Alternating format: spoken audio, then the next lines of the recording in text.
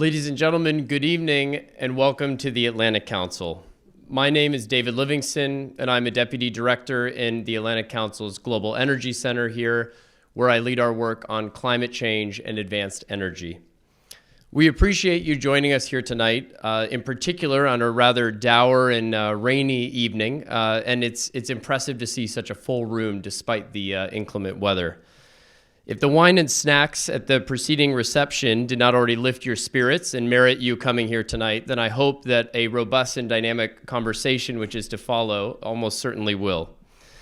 It is the Global Energy Center's pleasure to be co-hosting today's event along with the Adrienne Arsht Latin America Center, and we are particularly honored to have Adrienne Arsht supporting this event, and she absolutely sends her best, I was told, and was very remiss to not be able to join us here this evening.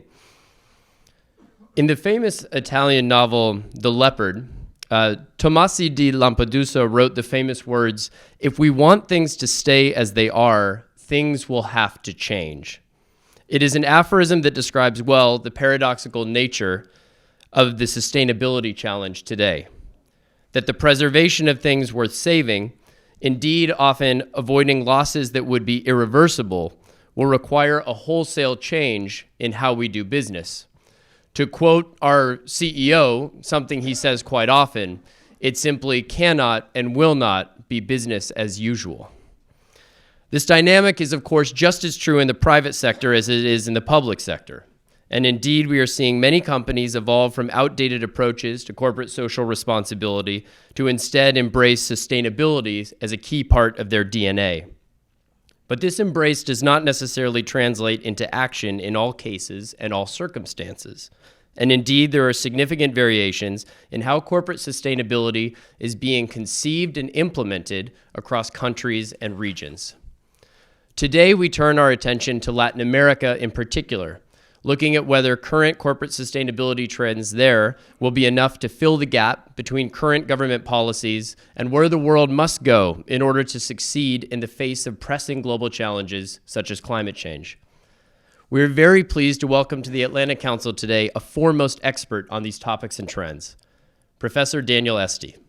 Professor Esty is the Hillhouse Professor of Environmental Law and Policy at Yale University, and holds faculty appointments in both Yale's environment and law schools, with a secondary appointment at the Yale School of Management.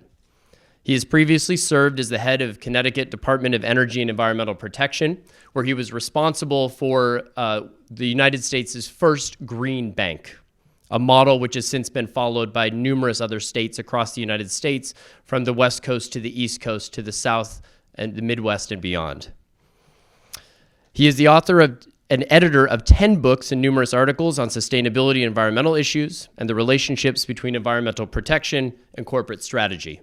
Most notable among these, the best-selling Green to Gold, How Smart Companies Use Environmental Strategy to Innovate, Create Value, and Build Competitive Advantage.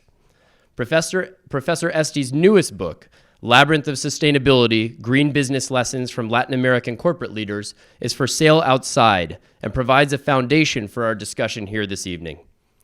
Moderating today's conversation will be my colleague, Paula Garcia-Tufro, Deputy Director of the Adrienne Arsht Latin America Center here at the Atlantic Council. Paula most recently served as Director for Development and Democracy at the National Security Council and brings nearly 15 years of experience in foreign policy, global development, energy, trade, and investment. I want to note that as with 2019, we're trying to make sure that these panels and these events remain lively for you, that you remain engaged. And so we want tonight's event in particular, after such a nice reception, meeting those around you, we want it to be conversational, we want it to be casual, and we want it to be engaging.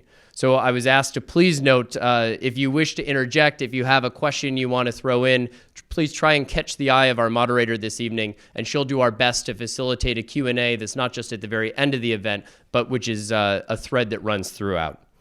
And so without further ado, let me please welcome our esteemed further discussants here to the stage to kick off our panel.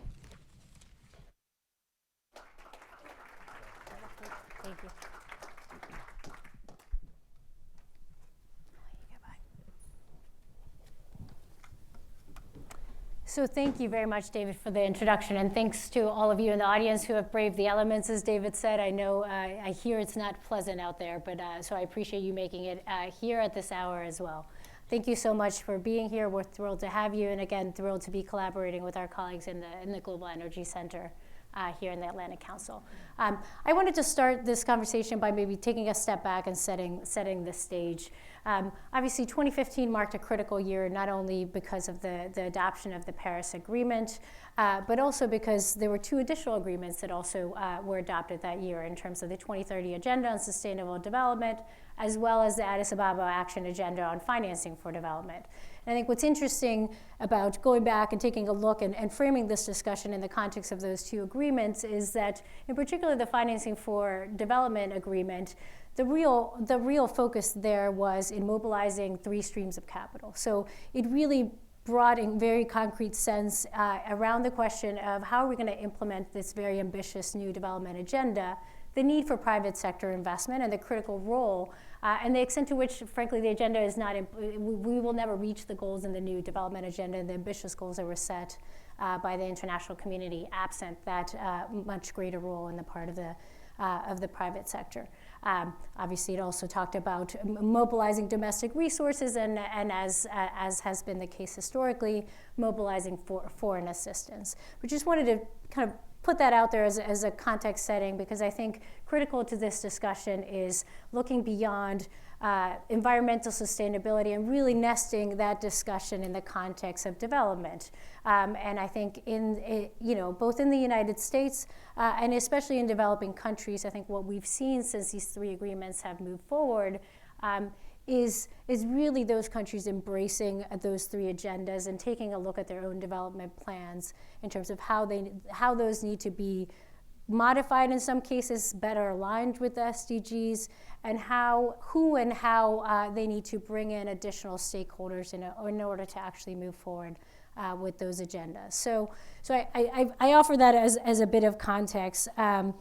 The other piece that's critical and that sets the 2030 Agenda apart, obviously, is the fact that it brought together the social, environmental, and economic pieces under one agreement, which had not been the case in the precursor Millennium Development Goals. So again, just for the sake of context setting. Obviously, sustainability, social, economic, and developmental is no longer nice to do, and you make this case very emphatically, not only in this book, but have done so through your research. So I wanted to start there and really give you an opportunity to talk us through when you say, corporate social responsibility has been around for some time, impact investing has been around for some time, but what we're talking about goes beyond that. So I wanted to give you the first word and maybe talk us through what do we mean when we're talking about corporate sustainability. So Paula, thank you, and really thank you to everyone at the Atlantic Council who's made this evening possible. It's great to have a chance to talk about some of these big picture trends. And Paula, I think you've done a nice job setting out the context. And the world has changed, and I think that's what this book is basically identifying and spelling out in some detail. 2015 was a very kind of watershed moment, and the Paris Agreement of 2015 on climate change and the Sustainable Development Goals, all three of the agreements you cite, turn a corner in important ways. And I say this as someone who was part of the U.S. negotiating team that did the 1992 Framework Convention on Climate Change. And frankly, we thought at that time that the solution to climate change would be top-down, that governments would set the stage, would structure the program, would tell us what we needed to do, and we would all just follow. And 20 years passed with relatively little progress on climate change, and frankly, mixed progress on a broader set of sustainability goals. And I think in 2015, we came to realize as a global community, of course it began earlier, but consolidated in 2015, that 20th century approach just wasn't going to work. And that we needed to have a bottom-up implementation strategy in addition to goals set at the national government level. But what I think we now see is that a lot of the energy on all of the agendas you've highlighted is coming from subnational leaders, mayors, governors, and corporations. So CEOs are now on the front lines of delivering a response to climate change as an overarching threat that society faces. And governments across the world are calling on their corporate leaders to help contribute to these sustainable development goals. So I think one of the things anyone running a company of any size and substance now knows is that you can't isolate yourself from the challenges of your community and your broader society. And that's really the story documented not once, not twice, but 12 times over in this book. No one now thinks that it's good enough to do what the old Milton Friedman model was, which was maximize shareholder value. Right. We now know that you've got to think about a broader set of stakeholders. And frankly, even the old model, as you were referencing, of corporate social responsibility is not good enough. It's not enough to say we're not going to be so bad, or that we're going to make up for whatever bad things we're doing by contributing funds to the local hospital, or even worse, contributions to the opera. Not to denigrate the opera, but it's not enough to do things like that as a way to make up for polluting the community or failing to think about the broader role of a company in society. So I think what you see in this book is a whole series of corporate leaders across Latin America. And frankly, Latin America hasn't been at the forefront of this. It's trailing behind Europe, behind North America. But what you see now is companies recognizing a new concept, and that's the idea of a social license to operate. And that if you're going to be in business and make money, you have some obligation to a broader set of stakeholders, not just shareholders. And what you're also seeing is that companies have come to understand that the environmental challenges, the energy issues they face, the broader sustainability questions are not simply things that you leave to the lawyers off in the corner to worry about as a matter of meeting government regulations. The companies that are successful today are bringing thinking about sustainability into day-to-day strategy. And the ones who are doing it best are finding they can separate themselves from the competition and profit from it. And I think what we've got here is a set of stories that spell that out and explain when and how you can make a focus on sustainability part of the success of a company. Thank you for that. And David, I'll turn to you next. What role do you see, just picking up on the professor's comments in terms of the social license to operate, beyond that, I'd love to hear you speak a little bit of the role of corporations in moving forward climate policy and implementation of that climate policy, both in the US and nationally and at a global level. Absolutely. So, I mean, the kind of canonical example of this is here in the United States, right, where you had President Trump's announcement that the United States would be, in a series of years when it became possible, submitting its notification to withdraw from the Paris Climate Agreement. And what you saw there was a rebound effect. Difficult to quantify, at least in terms of hard concrete numbers, but certainly impressive and sizable from mayors, from CEOs of corporations, from governors, and a range of other civil society actors, university presidents being another notable category. And what you saw were groups like We're Still In or America's Pledge or others that oftentimes included business leaders working together with local leaders, saying not only is it within our ethos to still pursue the goals and essentially work in line with the US commitments of the Paris Agreement, but also saying we've locked in investments and we have made large-scale CapEx decisions that are in line with a direction of travel that we believe will actually be consistent over decades, even if there is some short-term uncertainty. And I think it's important to view that as a twofold message, because it gets to the points raised in Dan's book, which is that there's not only a traditional corporate social responsibility or branding and social buy-in aspect here, a social license to operate, but in many cases as well, what we're seeing is kind of a debate over what is the direction of travel of policy globally, what is the direction of travel of what markets will value more of in the future and may value less of in the future. And that's what you see companies doing. Now, obviously, that reaction was very specific to the policy context here in the United States. In Latin America, I think it's been more driven by responsiveness to government policy in some cases. So there's been, there are abundant renewable resources throughout Latin America. Obviously, hydro has been a significant renewable resource in Latin America for a number of years. And from kind of the 2005, 2006 period onwards, we've seen pretty explosive growth in non-hydro renewables, solar, wind, et cetera. It has prolific wind resource in many areas. It has prolific, solar resource. What's interesting to note, though, and perhaps we can get into this more, is that if you look at the actual clean energy investment and finance numbers in the Latin American region, and of course they do differ because you've got very distinct subregions in there, but a lot of it's been driven by companies that are domiciled outside of Latin America. So to give an example, Enel, a European utility, is one of the largest investors in Latin America and its renewable sector. And in fact, I think about 90% of all European utility investments that were deployed outside of Europe went to Latin America. So the question is, why, if there's such abundant resource and such abundant opportunity, particularly policy frameworks like attractive auctions, that are largely pretty sound ways of procuring renewables at low cost, but that are still attractive to companies. Why haven't there been more Latin American success stories? Dan has a really good one in the solar field in his book, but we're still not seeing those sorts of investments at scale. And I think that'll be one of the challenges for the region and for corporate sustainability in the region going forward. And just to add to that, what's fascinating to see is that some of the case studies here, particularly the ones on clean energy, are the multinationals. So it's Walmart, it's Nissan, it's Nestle, who are pursuing that agenda as part of a broader recognition of the sustainability, what I call the sustainability imperative sweeping over the world. And I think it's not a bad thing that those companies are bringing this story to Latin America, because I think others are now following.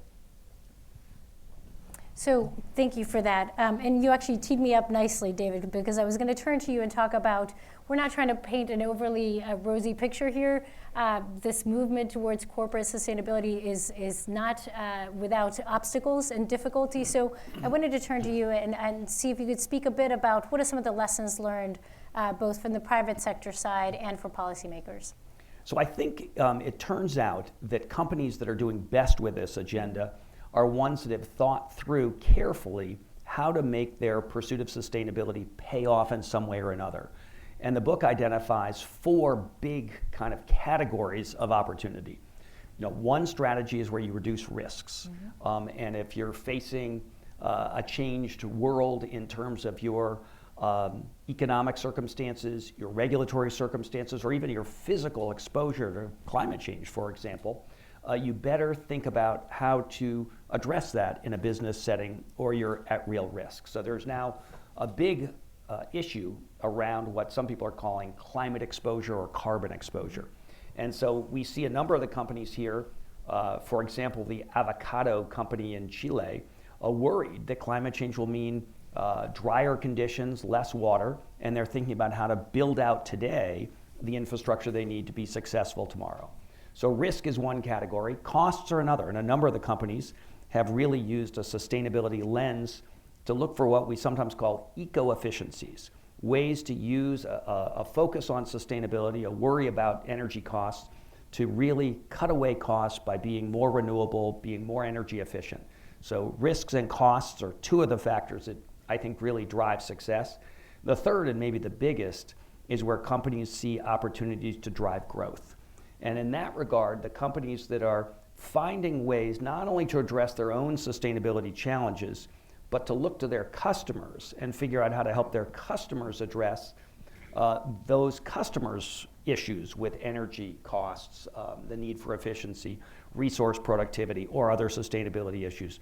That's how you really sell more product and sell it at higher margins. So it's got both growth potential from a sales perspective, broader revenue, but also bigger margins, more profits. And then the fourth thing that a number of companies recognize is that critical to success in the modern day is your brand, is what you mean to the customer, what you mean to the market. And a lot of companies are saying, this is for example FEMSA, which is Coca-Cola in Mexico, we want to be seen as a company that people feel good about. we want to have the customer's identity when they think of us be a positive one. And so they're very much attentive to issues they might otherwise be criticized about, for example, water in the case of PHMSA. And they're providing now not just sustainable water for their factories, but contributing water to the communities. So that's a very interesting broadening of what the company might have understood its role was, and responding to community needs as well as their own business needs. And I think the companies that are thinking about risk, cost, growth, or brand and identity are the ones that are really finding a way to use sustainability to set themselves ahead of the pack, out in front of the competition. So I'm going to turn back to you in just one second, but before that, I'm just going to forewarn folks in the audience. I am going to be opening it up. I am keeping an eye out for questions from all of you. I know we've got some representatives from the multilateral development banks, some bilateral development banks here in the U.S. for MOPIC. So I'll be looking to draw examples and give you all an opportunity to talk us through some of the examples that you've had in working with the private sector in this space. But maybe I'll turn it back to you and say, why Latin America? You've done work focused on corporate sustainability around the globe. What drew you to the Latin American example in this particular case? And then I'll turn it back to David. So that's it's a good question. And the answer is, as so often is the case when you're a professor, my students made me do it. And I've been teaching for some period of time a course on environmental management and what I call strategic advantage. So the course is not just environmental management, it is got this idea that there is a strategic advantage if you do it well and do it right.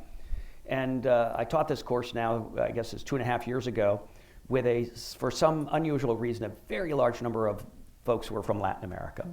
And they came to me at the end of the class and said, we want to do more. Would you run an independent study course for us next semester where we could all dig into and apply the lessons of this class to some company or some setting in our own countries? And so something on the order of half the case studies grew out of the efforts of these Yale students to apply the thinking of my broader scholarship on corporate sustainability to a context they knew. And that's how we ended up with the Colombian beer company study, the Chilean avocados, the Dominican Republic cocoa study are all Yale students who said, I want to really think about how this works in my own home country context. So I'm going to ask you about trends and how Latin America compares to global trends in this space in a minute. But I want to turn back to David and just ask you, how's the region doing in terms of their commitments that they made under their national determined commitments in the context of the Paris Agreement? So Latin America as a region is actually doing fairly well. They had ambitious targets. They've been, again, I think to some degree, they've been fortunate in that they already had, in many cases, good policy frameworks in place heading into Paris. So they were able to put forward those commitments knowing that there was already momentum underway. Obviously, some of the standout countries, at least in the past kind of half decade to a decade, include Brazil, Mexico, Argentina, Uruguay. They've largely relied on auction-based systems. In some cases, they've had some pretty sophisticated feed-in tariffs or net metering policies, which have been used to deploy renewable energy, for example. What's been harder in Latin America, and what I think is a challenge, globally, is of course the industrial sector and the agricultural sector. And here you see this. I mean, the agricultural sector in particular involves so many of the issues we're talking about today, because you've got local environmental issues and sustainability. You've got forests, you've got food versus fuel debates. So many things, strike at the core there. In terms of how companies are then translating the country level commitments and the direction of travel, let's say, of countries in the region, I think it's a mixed bag. So you've got about 1,500 companies globally that report using some form of internal carbon pricing for decision making. And only about 150 of those, just under 150 of those, are located in Latin America. And even there, about a fourth to a fifth of those came about only in a 2-year span, once Mexico was signaling under the previous government, the Peña Nieto government, that it was going to be joining the Western Climate Initiative and develop a carbon market, a very aggressive market-based climate policy, which was being signaled to the private sector there. And so, and now there's new kind of uncertainty over what direction that's going to take, of course, under the new AMLO government in Mexico. And so I think when you look at some clear indicators of how corporations integrate, let's say, climate policy risk or future anticipated climate policy into their decision making, carbon pricing being, I think, paramount amongst those, the region still has, some way to go. I also do think, though, that this isn't just the region's, task or challenge that it has to face. There's really a role for other partners, including partners to the north in the United States, to play a key role here. There was a terrific paper written in the middle of last year by David Goldwyn, who's the chair of our energy advisory group for our Global Energy Center, who's an expert on a lot of Latin American energy issues. And he was looking at basically the progress that Latin American countries had made towards their Paris climate commitments. And one of the key things he recognized is that the United States, stepping in and doing relatively, ultimately small lifts, small burden sorts of partnership activities, like providing some credit guarantees to some countries that just don't have the credit to be able to lower down the cost of capital to where it needs to go to deploy renewables. With some small steps, the United States could go a long way towards helping these countries meet their Paris climate commitments, and in turn also help to advance U.S. business interests in the renewable and the gas sector as well. And so there's a certain complementarity there, in which case where we don't need to think about these Latin American countries trying to meet their goals in isolation. There is really a role here for U.S. leadership as well.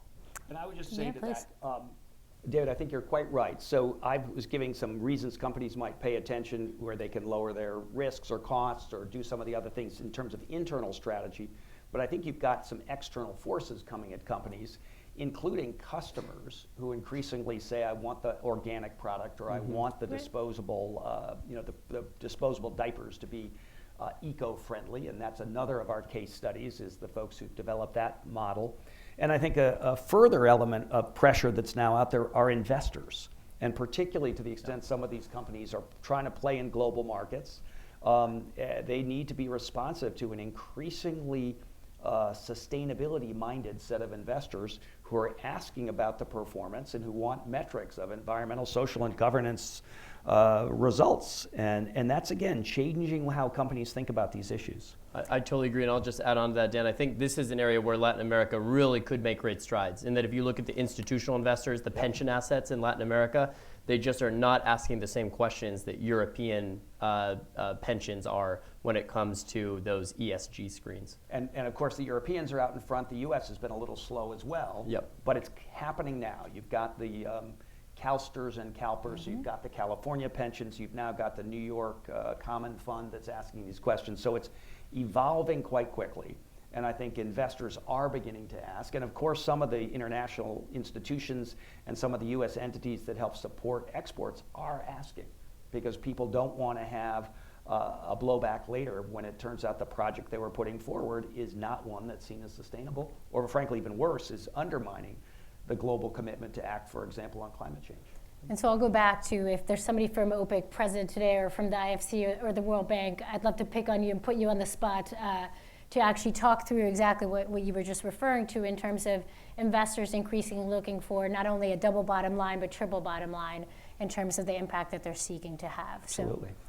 So I'll turn it back to you, Professor, just in terms of how do the lessons in Latin America, in terms of what we're seeing in terms of corporate sustainability, how does the region compare to what you're seeing globally in this space? So I think there is a set of circumstances that are common across countries, and then some elements that are quite unique to Latin America. And I think Latin America has a tradition where there's more suspicion of international companies, more worry about economic exploitation. And so a number of these companies had as a core focus really paying attention to the triple bottom line needs of their local communities. So they're thinking about how to be successful economically and provide jobs and be an engine of economic growth, but recognizing that alone is not enough. And they are therefore paying attention to environmental outcomes in the community and social outcomes. And so a number of these companies have decided the best way forward is to be seen as really focused on the broader society and not narrowly on their own private interests.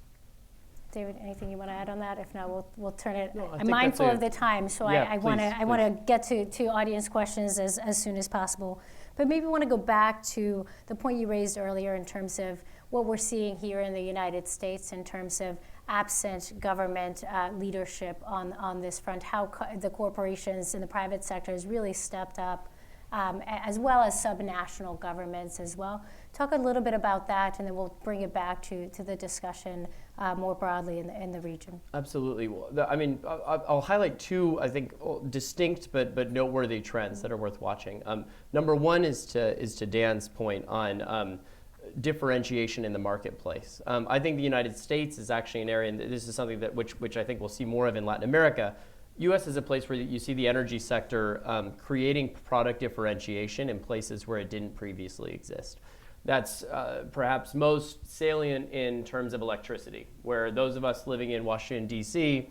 can choose a green power plan from Pepco that'll have a slight surcharge, or it'll be slightly more expensive in terms of your cents per kilowatt hour, but you'll get a guaranteed 100% renewable electricity or 80% renewable electricity or something like that. That's the most, that's kind of 1.0.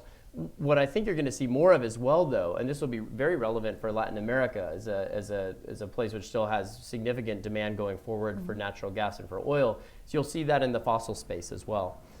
So here in the United States, there was a gas company that sold the first quote unquote verified green gas. So meaning low methane leakage, low methane flaring, best in class extraction techniques, and sold that gas to a utility in New Jersey, which was willing to pay a premium, again, for a green product, but this being a natural gas. You can imagine the same in oil, where there can be actually a factor of 2 difference between the most carbon intensive crude to product pathways and the least carbon intensive crude to product pathways. So that's one area where I do think you see it in food and cereal. There will certainly be more small batch artisanal hipster friendly energy probably coming to markets, or at least some affluent markets first soon, both in the United States and down in Latin America.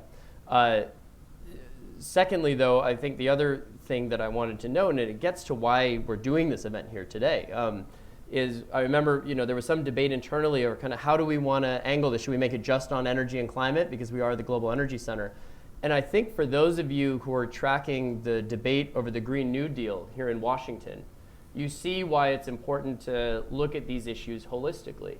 There's a whole renewed discussion now about climate policy or energy policy or environmental policy being asked to tackle multiple different societal goals at one time. So energy policy or climate policy is not actually just about decarbonization perhaps, but it's also about jobs. And it's also about equity.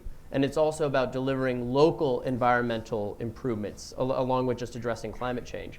And I do think that is really at the heart of why I think this event is important for those of us in the energy and climate community to be paying attention to. And really a trend that we're going to see more of and not less of in the years ahead. Did you want to? No, I think David said it very well. And several of the case studies in the book are about those constellation of issues. And of course, sometimes it is about the company's desire to address clean energy as a way to bring down perhaps the volatility of the energy prices they're paying. That was especially true in Mexico. And you've got both Walmart and Nissan investing in renewables, in part and in partnership with local governments, but in part to stabilize their energy costs, and in part to be seen as good citizens and to kind of connect to those local governments. And it really is, again, to another point David made, increasingly not the national governments or the national energy strategies that are important. It's the mayors who are saying, let's do a project together. And this gives a company a kind of good relationship to build on. And every company needs that, because there will be a day when they screw up, and it's better to have the mayor as your friend as opposed to not so friendly. And I think a lot of these companies decided doing energy projects is one of the better ways to get in a good place with the local government or the state government. And in part it's around decarbonization, but it's in part around creating those local jobs. And I think it's also in part signaling to a broader world. Nissan, who I went and visited their factory in Aguascalientes, Mexico, expressly said, we want to be seen as a car company that's moving towards the future. And one way we do that is to have our energy strategy moving towards the future. And I think they were very proud of what they did with the city. And you'll see more of that across the whole continent in the years to come. Mm-hmm. So we could keep going on our end, but I want to turn it back and open it up to the floor to take some questions. I see one question over here, so we've got a couple of mic runners on either side, so we'll take a question here first, and we'll go here, and then we'll go all the way to the back on the right-hand side. Hello, there we go. Thanks so much. I'm Jeff Weiss. Thanks, Dan, for including me. Thank you all. I'm just going to add a layer that wasn't brought up, which is that so much of what's happening in green development and green energy is because it makes sense economically. So while many people wish for things to happen in the environment, not a dollar will get invested by the United States, by Honduras, by Japan, by China, if it doesn't make sense economically. And the great secret, which is not a secret because I'm telling you, is that increasingly it makes sense economically.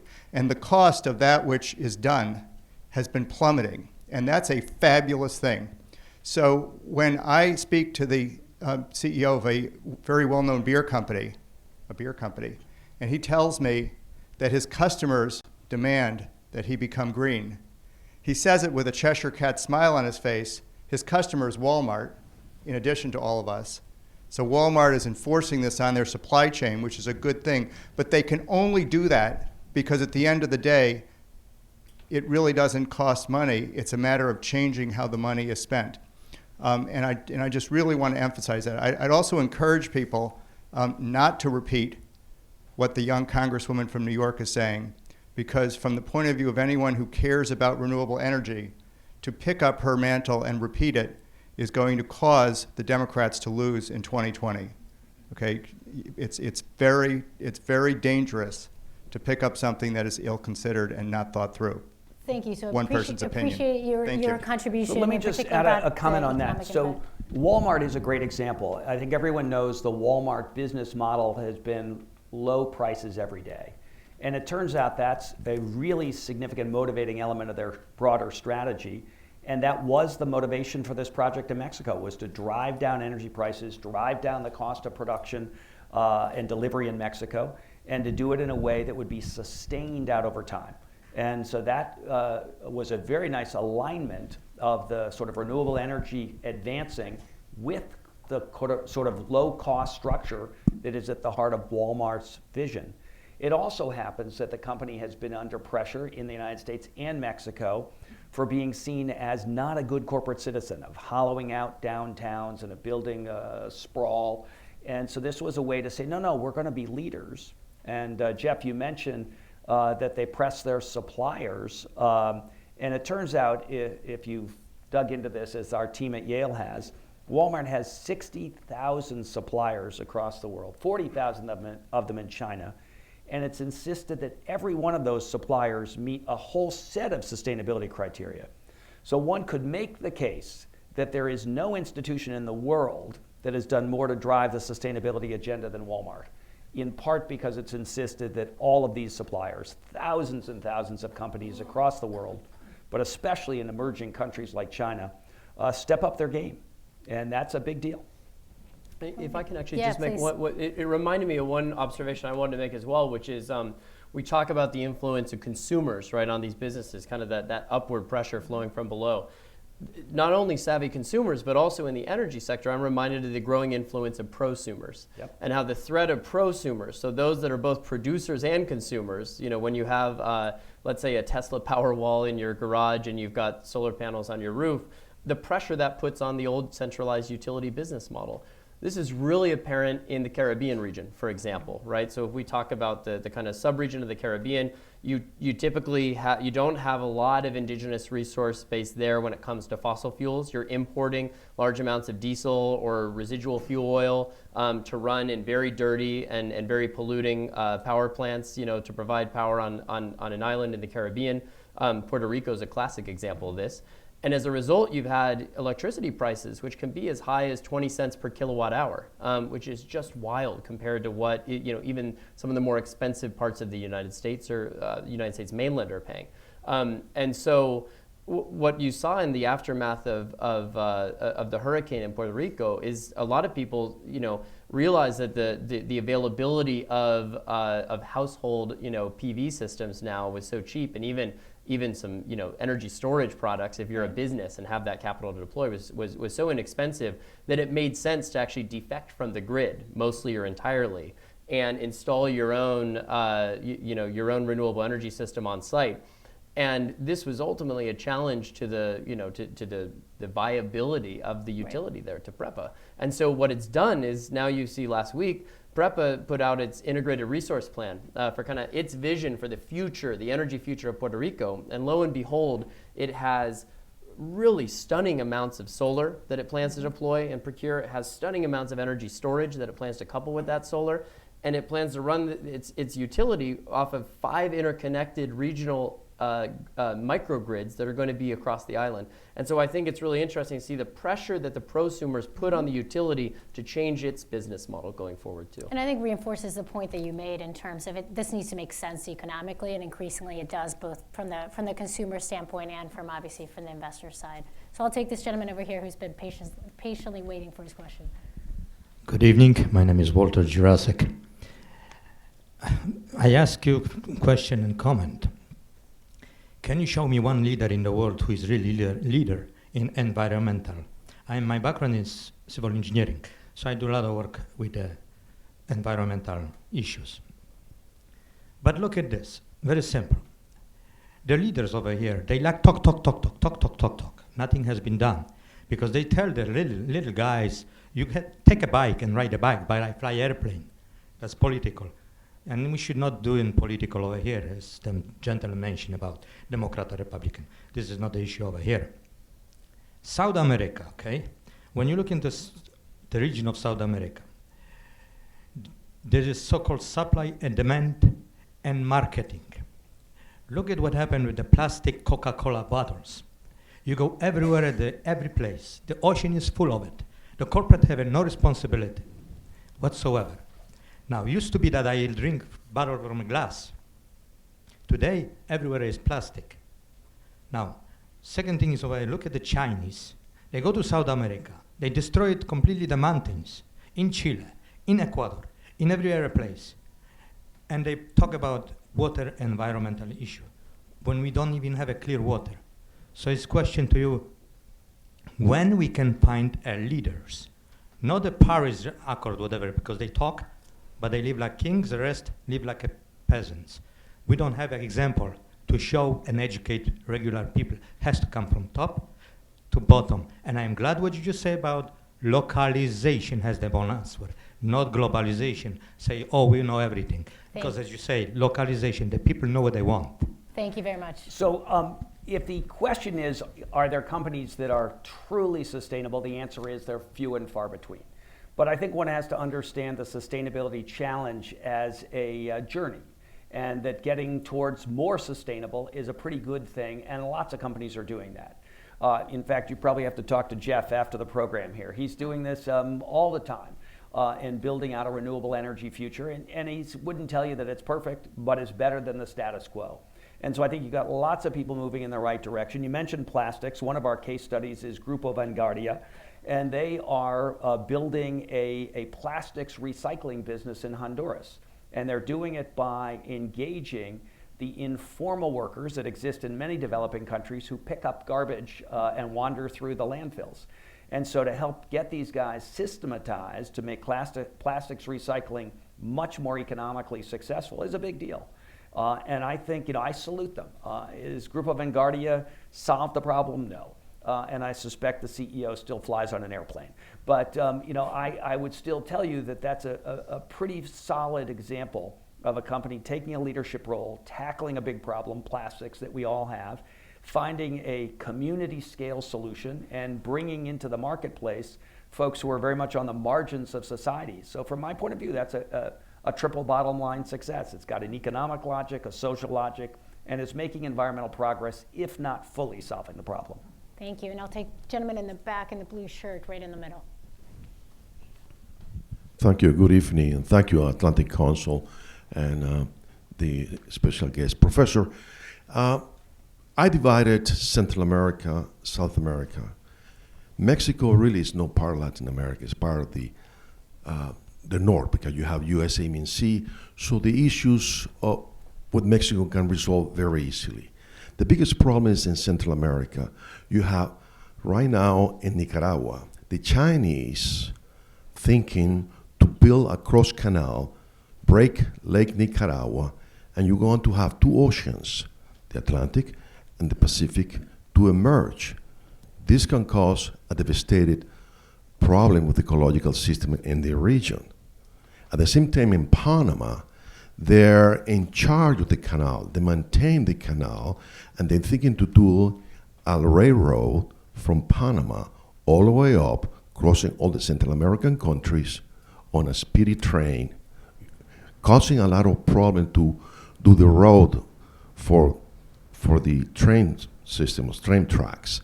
Deforestation will take place, and that's also going to cause a big problem in the environment. The United States has done nothing about, in the last 15 years, to confront this issue in Central America, so close to home, and affecting the environment, not only for those countries, but for us as well. What can be done about it? You raise a good point that Mexico does stand apart in some regards, and it really is part of the North American ecosystem and economic system. And I do think Mexico has, by the way, made a lot of progress on environmental fronts.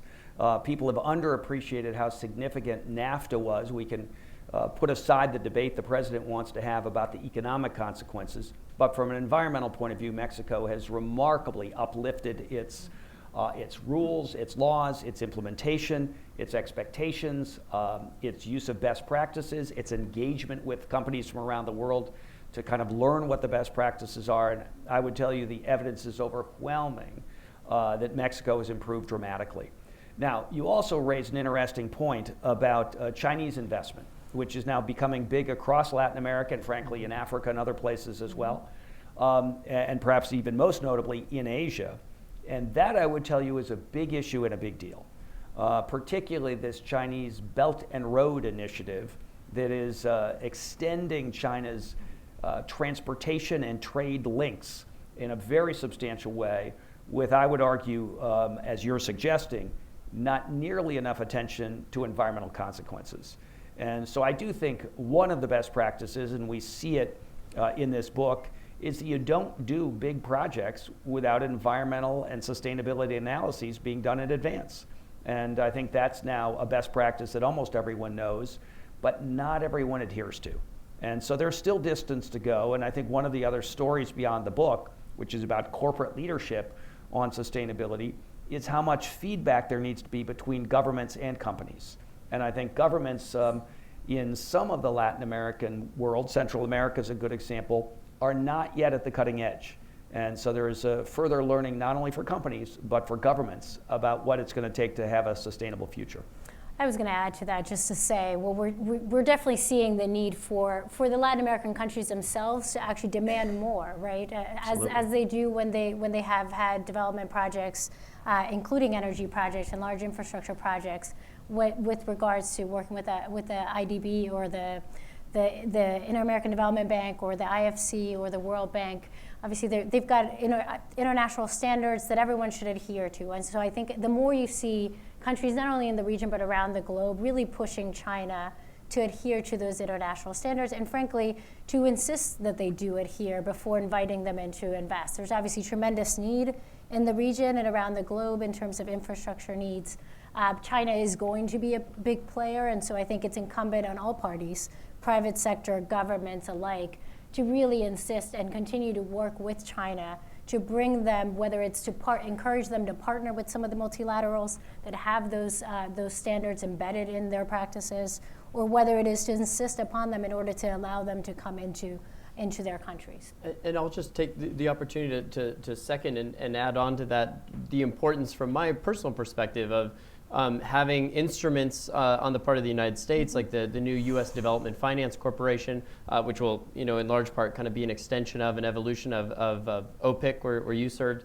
That having the ability to use all the new tools at its disposal, including equity stakes and the like, and be able to play in Latin America and be able to invest in those markets and to be able to support projects that otherwise might be left only to a Chinese developer, a Chinese development institution. And so I think it's incumbent on the United States to avail itself of the tools so that its voice, when it puts pressure on projects and development work being done to a certain environmental standard or to a certain social standard, that it has leverage in that discussion, and those words aren't empty. Great point. So I'll take a few more questions. This gentleman in the front, we'll go side by side. We'll go to this gentleman in the middle, and then we'll go all the way in the back. I'm not sure if I need a microphone being this close to stage. Oh, please. We have it. For the We're webcast, webcasting this series, so please. Thank you for your comments. I'm Steve Powell, Managing Director of Sino Powell Capital. You all know what capital is. I'm Powell. Sino is a prefix meaning China. We are a boutique investment bank that finances and structures energy projects and infrastructure projects around the world. And we're currently doing a project, as I mentioned to Dan earlier, in Mexico. It's a 130 megawatt project, which we're financing. It'll be around $120 million. Part of our revenue stream in Mexico, aside from selling power to large companies and to the grid, is from certificates that the government issues to promote clean energy. Those certificates have to be bought by utilities as a way of converting energy to clean energy. My question is, those certificates are unreliable. They're subject to supply and demand. The prices go up, they go down. They are only as good as the administration keeps them in effect, which could change when an administration changes. It's hard to get financing based on that revenue stream that's unpredictable, volatile, and could disappear at any moment. Can you think of any ways that revenue stream can be evened out, guaranteed, or last longer than an administration? So it's a great question, and it turns out that the corporate world's ability to do sustainable things does depend on the framework that government provides. And I'm now going to pick on David. Because he mentioned something earlier, feed-in tariffs. And I would say that's yesterday's news. That's the old strategy, as are these renewable energy credits that are fluctuate in price and are unpredictable. And it turns out from our analysis, not only in these case studies, but more broadly, that one of the most critical roles for government is to create a stable and predictable framework within which private sector parties will want to invest. So I would say, rather than a feed-in tariff, rather than renewable energy credits, which by the way have produced successful projects for renewable power, but at very high cost, as do feed-in tariffs. The cutting edge better practice is a reverse auction in which there is a certain part of the sale of energy power generation for a certain period of time, 15 years maybe, that's committed to the winner of the auction. And again, reverse auction meaning the low bidder takes that contract. So a reverse auction with the winner getting a power purchase agreement is a much better way to deliver predictability. And frankly, once you have a signed contract, you can go to a bank and get financing, and all the things that predictability provides are then available. So I'm a big proponent, not just for companies running forward, but for governments using these better strategies, these cutting edge policies, to ensure exactly your point, more predictability, more financeability, and the ability to expand the portfolio of projects, because there is private capital willing to do much more than any government set of funds can do on their own. So I'm going to take this gentleman, and as a reminder, and you all have been very good about it, please introduce yourselves as you pose your question and focus on a question, because we are running low on time, and I did promise a question in the back. Thank you very much. I'm Colby Tucker. Again, thank you for the great presentation. My question is about time horizons, and you kind of referenced it just then. I'm curious to know that if a business is looking at quarterly returns or infrastructure projects that last 30 years or governments that turn over every 4 years or 2 years, if you're looking at midterms, how does varying time horizons impact whether it's the strategic advantage that companies have when you're looking at sustainability goals? More of an observation, I guess, but talk a little bit about time horizons, please.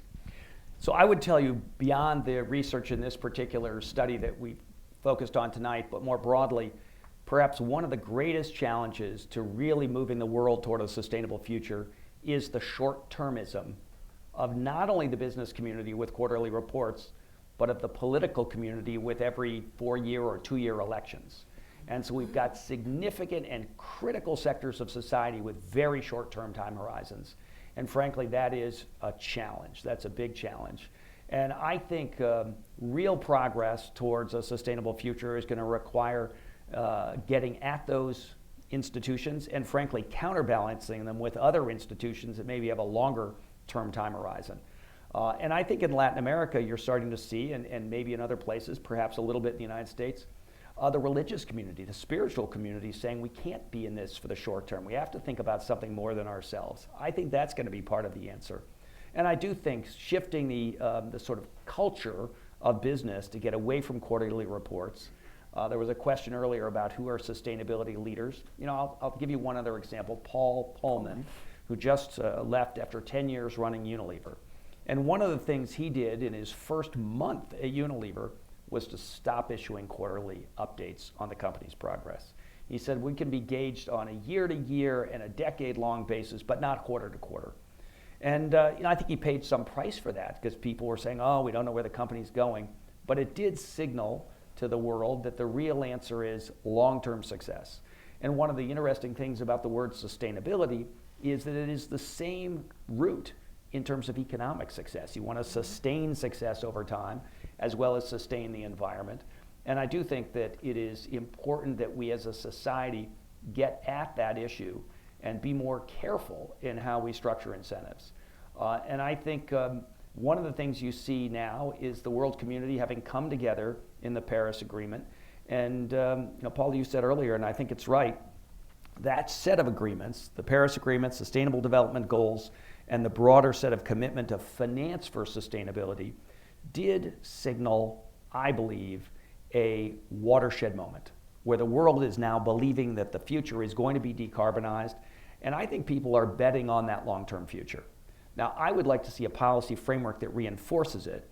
And the single thing that I would say is most important in that regard is to make it clear to those that have business models that are short-term focused, or even worse, that only succeed if they can externalize costs onto the public at large or society at large.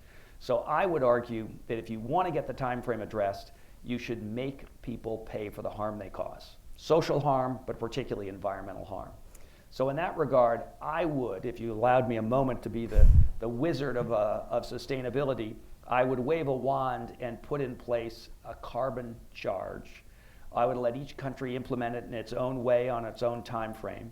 But for the United States, I would put in a carbon price on all greenhouse gas emissions that begins very low, $5 per ton of CO2 equivalent, and rises $5 per ton per year for 20 years. So starting at 5, then 10, then 15, but heading towards a $100 a ton price at 20 years. And why I think that would work and why it would help this problem is what it would do is not jar people so much economically in the short run that they have to fight it to the death, but it would start to signal to people, anyone making commitments out over time, building a power plant, building a factory, that they have to think about the long-term cost of carbon, and they would optimize investments in efficiency and renewables in the short term, knowing that they're going to pay a price in the long term if they don't. So I think good policy is critical to getting at your time frame question. So I would love to have you end on that note because I think it's a great note to end on. However, I did promise a question all the way in the back, so I'm going to keep my word and ask you to be brief in your question. Hi, my name is Martin Poveda, and I wanted to ask you a question regarding corporate investments and mitigations of risk, right? So you were saying that there is a large implementation of renewables in Mexico, and Mexico is fairly easy because it's close to the US, and of course because you have customers on here. But as part of my job, I have to price currency risk, political risk, and market risk in bigger countries such as Argentina, Colombia, and Brazil, right? And that's where is the biggest opportunity for corporations and investors, right? How do you think we're gonna price all of those risk forwards? How do you think we're gonna implement that, given the fact that previous mechanisms have failed? And how do you see that moving forward for institutional investors to participate in that wave of investments? So it's a really interesting question that I think is getting more attention today than it has in the past. Historically, risk has largely been political risk and currency risk and things like that. But I think what you're now seeing is environmental risk is being factored in. And environmental risk takes a number of forms. Sometimes it's physical exposure. If you own a condo on the Carolina coast, I think you have to be thinking about whether you're at risk as more hurricanes hit more often and with more intensity. I think if you own a ski chalet in the Alps at under 1,500 meters, you are at risk of having a hiking hut because there's no more snow. And for those who thought that might be a good investment, the hiking huts sell at something of a discount to ski chalets. So I think people are starting to think about physical risk. I think they're also thinking about regulatory risk. If you are not thinking about a price on carbon, and your competitors are, I think prices are coming in one form or another, and it may vary country to country in exactly the form, but I think you're making a pretty serious error if you're not preparing for a structure of incentives that push you to decarbonize in a pretty significant way. Not in every country in the next year, not in this country in the next year, but in most countries over the next 10 years. So I think you're getting people to pay attention to physical risk, climate change exposure, and then regulatory risk and price exposure. And I do think, again, it will vary country to country. Individual circumstances matter. I wouldn't be betting on a carbon price in Brazil in the short term, but I would in Costa Rica, and I would in a number of countries across Latin America, where I think governments are taking seriously this agenda. And I think what's remarkable is that I believe this sustainability imperative, this idea that this is a mega trend, is broadly recognized. It's not unique to Western Europe. It's not something that one side of the political spectrum in the US sees. In fact, cast in the right terms, 80% of Americans care about this agenda. And particularly the emphasis on a clean energy future gets a lot of support. It's only when you start talking in certain frames, climate change, that you start to see a split in the United States. But a clean energy future, an innovation-oriented future, a future that positions the United States to be a leader in the technologies of tomorrow, that you can get 80% behind. And I think that's what Latin America is seeing as well, and a number of countries and companies want to be part of that future. So with that, Professor Esty, thank you so much for joining us tonight. Such a pleasure. David, thank you so much for having us, extending the invitation to co-host this event with you. Such a pleasure. Thank you so much for your insightful comments, and thanks to all of you for your participation and for your presence today. Well, thank you.